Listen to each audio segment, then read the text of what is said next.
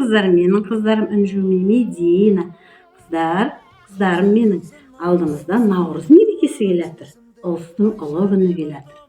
Ай, енді қараңдар, сол ұлыстың ұлы күніне біздер әзірленуіміз керек қой. Солай ма? Сондықтан да бүгін мен сендерге мына қыздардың басына киетін оюлап салған қыздардың бас киімін тақияны қазір сендерге қалай жасалатынын көрсетемін. Бірінші әуелі біздер жаңағы бүкіл құралдарымызды әзірлеп аламыз. Одан кейін мына бас киімнің айналасына жапсыратын ою өрнек қыздарым мынау. Қошқар мүйіз ою өрнек деп аталады. Бұны жаңа бас киімдерді, текеметтерді, сырмақтарды, түрлі киімдерді әшекейлеуге арналған ою өрнек. Енді қараңдар. Жапсырамыз әдемі. Бас киімнің айналасына әдемілеп әшекейлеп жапсырамыз. Енді қараңдар.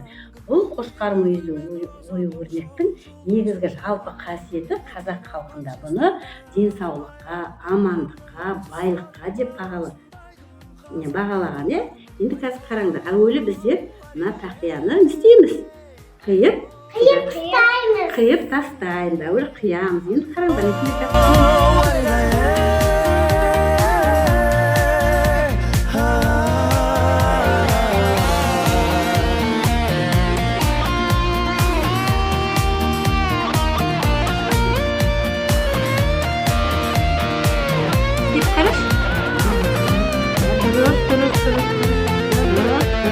Қызым туған батыр боп арзатуға хақың жоқ, аналарды кешегі аңсатуға хақың жоқ, қабырғасын халқымның қаусатуға хақың жоқ, қазақ қызы жаныма сенен артық жақын. Медина Үнжу енді мына инемізді сабақтап, осындай түспен, қызыл түспен енді тақиямызды не істейміз?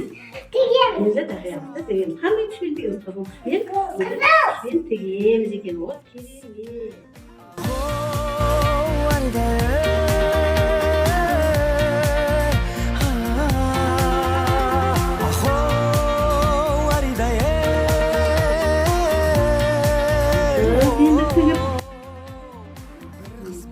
Жарайды. Енді айналасына ою өрнегін жапсырам. Тақиямыз әдемі бүтін болу үшін тақиямызды бүйтіп айналасына не істейміз? Тігеміз. Бұны да ою өрнекпен не істейміз? Әдемілеп, әшекейлеп тігеміз. Дұрыс айтам.